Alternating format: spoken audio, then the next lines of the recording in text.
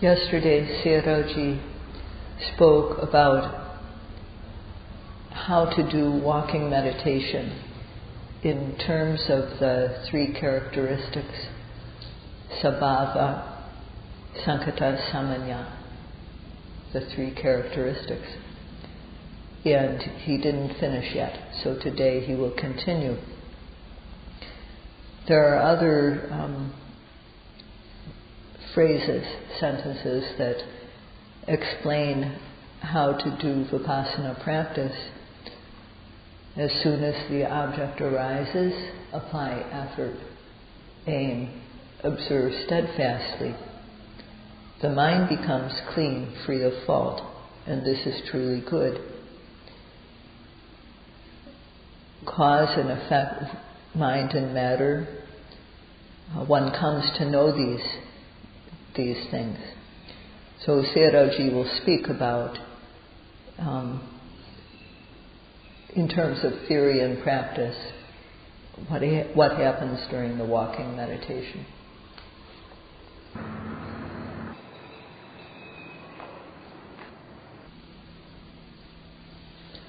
While lifting, while moving, while placing, while standing, in these moments, mind and matter are occurring together again and again.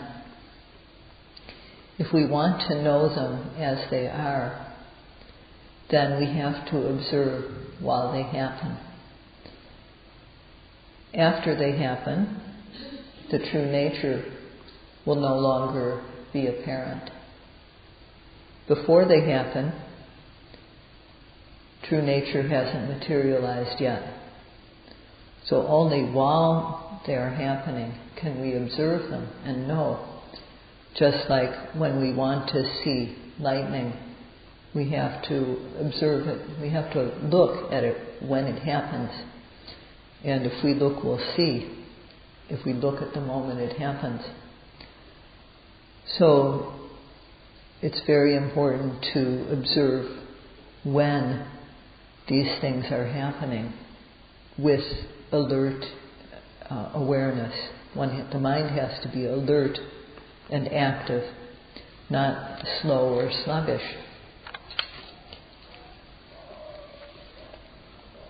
So at the moment of lifting, what lifts, the lifting is body, and the intention to lift is mind.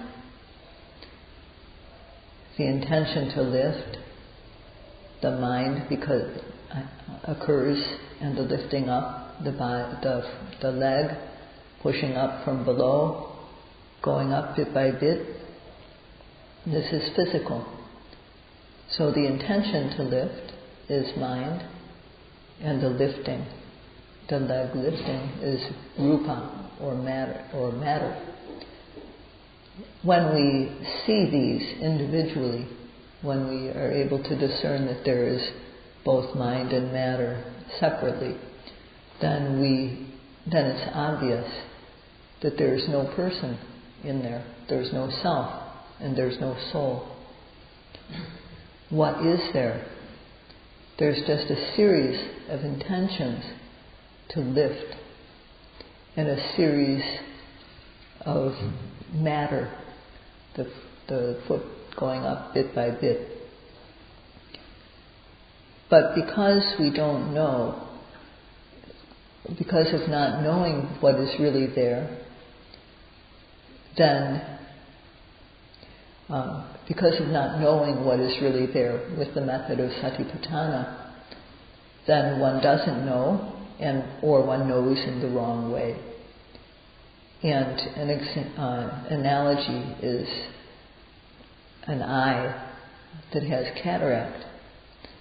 When there's a cataract on the eye, one may not see at all, or one might be able to see something, but not clearly. One doesn't know really what one is seeing. And without satipatthana, people know in the same way that people with cataract see. They don't see what is true, or they know it in the wrong way.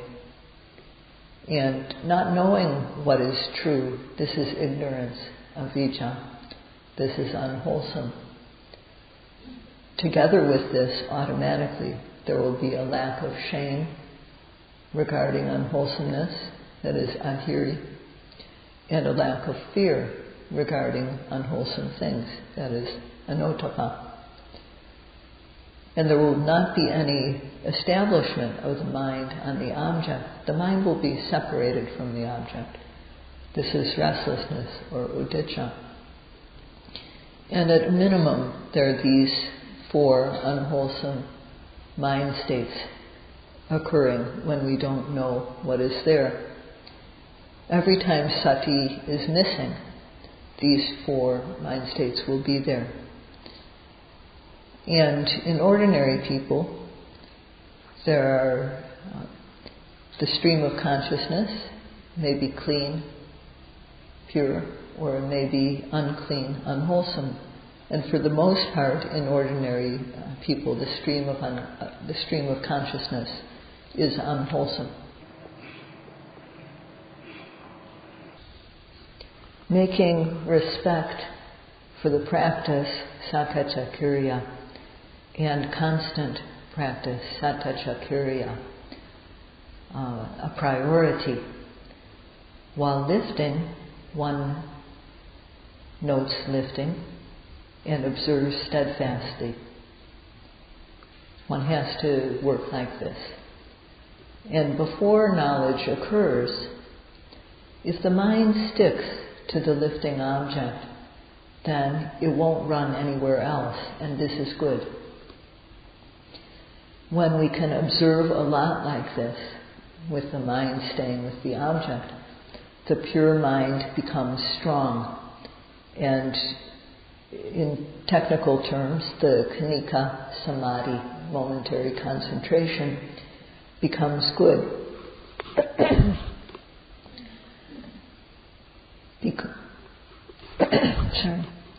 Because of applying ardent effort and accurate aim, sati arises, and following that, khanika samadhi, momentary concentration, arises. And when this happens many times, when this type of consciousness occurs again and again and again, constantly, then one comes to understand that there is no atta, there is no self, no soul. What is there? Lifting is just body and mind. When we know it as it is, then the wrong idea that we had can no longer occur. In the moment of lifting, what lifts is the body, intention is mind. There's no person or soul, no woman or man. The lifting is just body and mind. So one needs to understand this theoretically. This is sutta meganyana, knowledge that's accomplished by learning. And then we need to come to know it practically through the practice. And doing this, when they occur, observe, discern. When mind and matter occur, observe them, note them, and discern. So when we observe the lifting and we come to discern, see clearly the distinction between mind and matter, sometimes the mind will know the intention to lift. Sometimes the observing mind will know the lifting. And at that time one will know this one is mind, this is matter. When they arise, observe, discern. So discerning means that one sees clearly the difference between these two things. One sees them correctly, not in the wrong way. One discerns that there is mind and matter. And at that time, at the moment of lifting, the belief that one had to begin with, the belief in a self, in a soul, it has no chance to arise. And it's said, because of this, it is removed. So in order to gain this knowledge, one has to apply ardent effort and accurate aim and focus carefully on the lifting from the beginning to the end.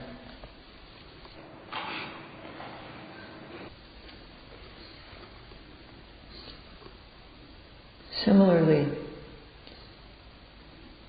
in food and drink, there are unique flavors.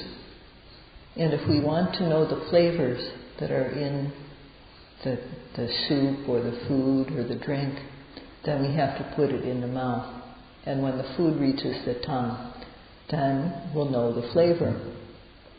If we don't pay attention at the time of eating, one won't know the flavor. But if we put the food in the mouth and chew it carefully, then when the flavor reaches the tongue, then we'll know the taste immediately. And lifting is similar. If we pay attention to the lifting time and again, if we can catch this movement at the moment it is happening, then we'll come to know what the lifting is. Just like knowing the flavor of food. The true nature that we can observe is called not only sabhava but also sarasa, which means that this true nature is like a flavor, that it has its own flavor. And when we observe the lifting, we will either know the nature of matter, rupa sabhava, or the nature of mind, nama sabhava. Who is it that comes to know these? It's the person who practices respectfully and constantly, who observes so as to catch the objects, not reflecting. If one reflects on why it is happening, how it is happening, or what is it that is happening, one won't be able to be in time for the objects. One won't catch them. So the person who works precisely will be able to know the nature of mind and matter.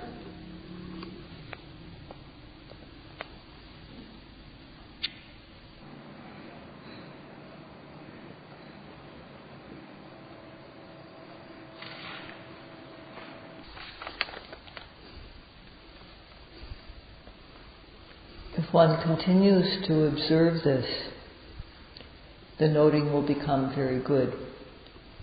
And with sakacakirya, working with respect for the practice, one behaves like a sick person moving slowly, and one practices trying to observe again and again with continuity.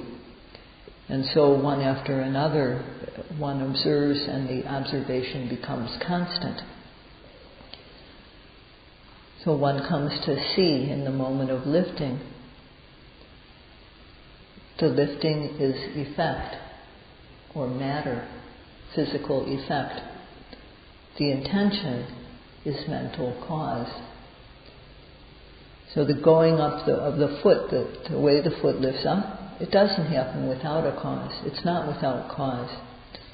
So one comes to eliminate the view that things happen without a cause. This is called ahetuka ditthi, the wrong view of causelessness. One knows that it is due to the intention to lift that the lifting occurs. The cause is the intention and the result is lifting. So one knows the true cause of lifting.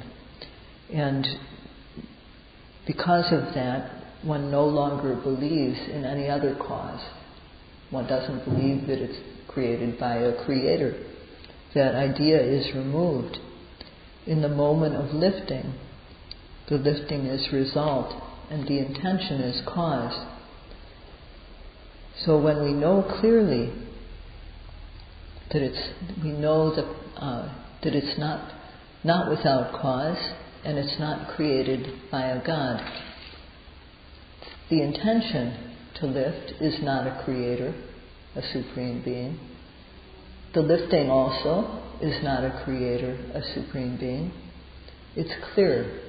One knows the cause for lifting to occur, and therefore the idea that called visamahetuka deity, that there's another cause, a fictitious cause, it's called the fictitious cause view.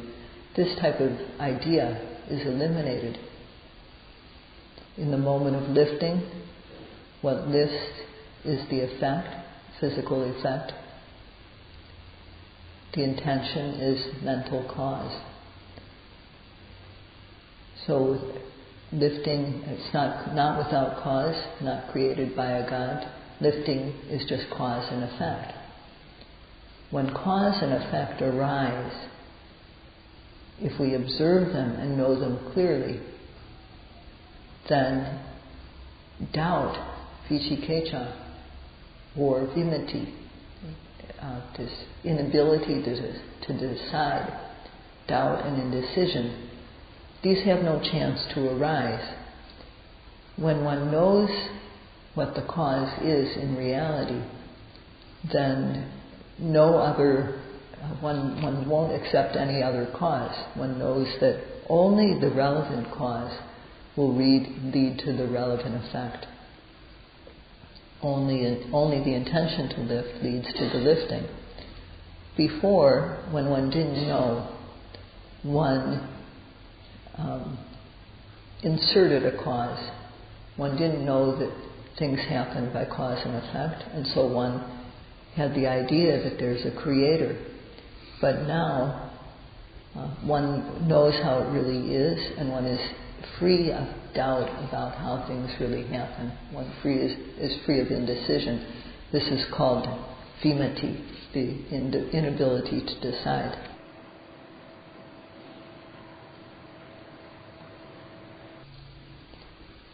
Like this, mind and matter, matter and mind occurring together as cause and effect. Just like they occur in actions like lifting, so too they occur like this when we blink our eyes or open or close the eyes. Mind and matter, cause and effect are also happening at these moments. And if we want to know how this happens, starting with the very small actions, we have to do these minor actions with awareness. And at first it's difficult to apply our effort and aiming to observe these actions. But later it becomes easy. No matter how difficult something may be, if one practices so that one develops one's skill, it becomes easy. When the rising arises, apply effort, aim, observe steadfastly. Mind and matter, cause, effect. To know these is correct. When there's effort, and following that, mindfulness, sati, and then momentary concentration, when one applies one's observation and continues to observe, one comes to know mind and matter. And continuing to observe, one comes to see how these are related as cause and effect. This is sure to happen through the practice. So we don't come to know this because of reflecting or analyzing. It comes about because of steadfast observation, accurate aim, ardent effort, bringing about sati, then samadhi, and knowing follows. So Sayadaw urges you don't reflect, just observe so as not to miss the arising object. Like this, when virya, sati, and samadhi, effort, mindfulness, and concentration become good, what occurs is sampajana or sampajanya, as said in the Satipatthana Sutta. Sampajanya. Sam is a prefix, it means correctly. Samjanya means to know correctly what really is there, to know mind and matter, to know how they are related as cause and effect. This is correct. One can't deny it. So samjanya means to know correctly, one meaning of it. And one not only knows correctly, but one knows completely. This too is samjanya. And one knows not because the teacher said it or we read it or someone who knows told us. We know for ourselves. So this word samjanya has three meanings: to know correctly, to know completely, and to know for oneself. And no one can deny that this is so. What is it that we come to know? We come to know mind and matter. Mind occurring in a series, the mental intention occurring in a series, matter occurring in a series, the lifting occurring in a series. So we come to know this. What we know distinctly. It's not mixed up. One thing and another are seen very, very distinctly. And this is what is meant by pajanya in sampajanya, pajanya, to know distinctly. One knows mind and matter as two separate things, two different things, when one knows cause and effect as two different things, clearly. And one doesn't know because of having read about it or having heard about it.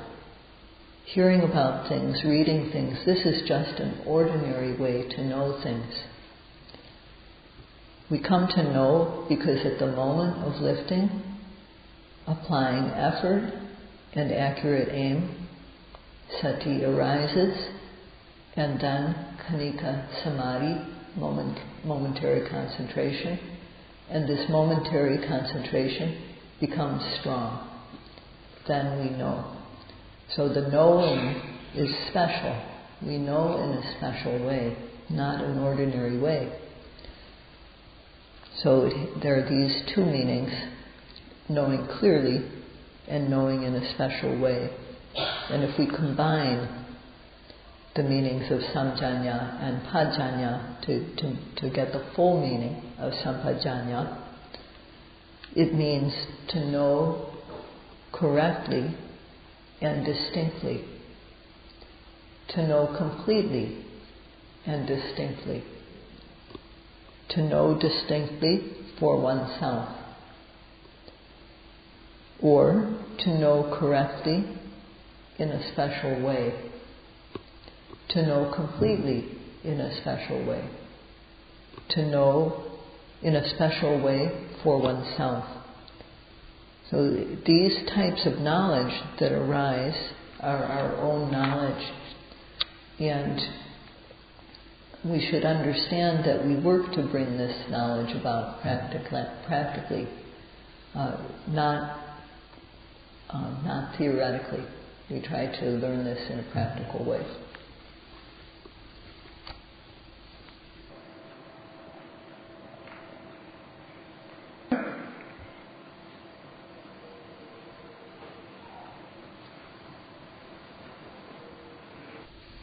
The meaning of the word anupasana is repeated observation or repeated knowing. And this anupasana, repeated knowing, observation, does not come for free. When the lifting arises, in order to get the mind to the object, one has to apply ardent effort. This is one element. Due to effort, sati arises. So it is said satima in the text. There's also the factor of sati that is needed. And further, there's the jhanic quality of aiming. One has to have focused aiming. And the mind falls collectively on the object when these are present: ardent effort, mindfulness, and accurate aim. The mind falls collectively on the object. This is khanika samadhi, momentary concentration.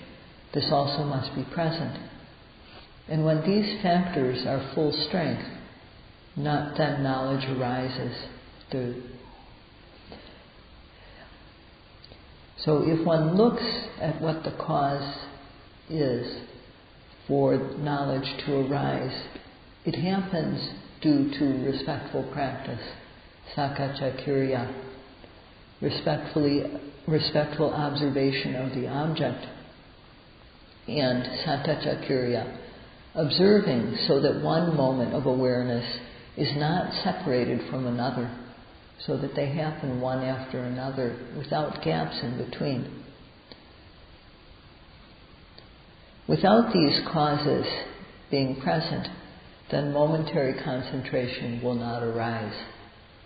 And if momentary concentration does not arise, there won't be any knowledge. One won't come to know mind and matter, nor how they are related as cause and effect. So if one is going to do a task, one should have faith that one can get something valuable from doing it, and desire or zeal to get the valuable results. Knowing this, the yogis have the responsibility to observe with respect for the practice and trying to gain continuity or constancy.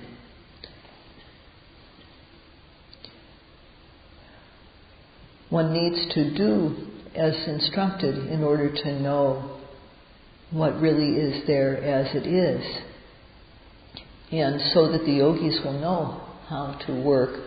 Sayadaw has talked about in the moment of lifting, what happens in terms of theory and practice. So if yogis do as instructed, applying the instructions as mentioned, then what will happen is yatha bhutan. I don't know, I can't say the Pali exactly, but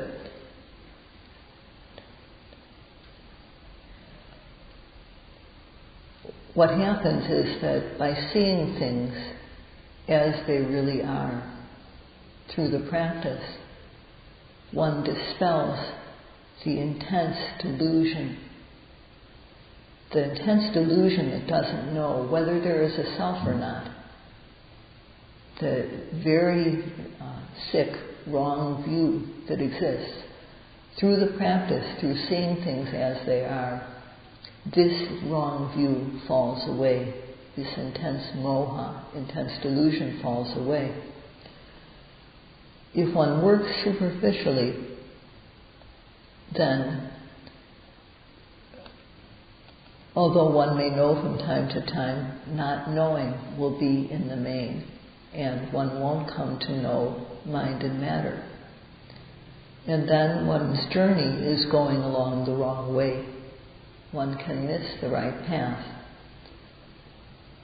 So one needs to find the start of the correct path and follow this correct path in order to reach the place that is safe and peaceful, the destination of the right path. So Sayadaw urges all of you to be able to work so that you can follow the right path and to do it according to the instructions so that you will reach the safe place at journey's end. That's all for today.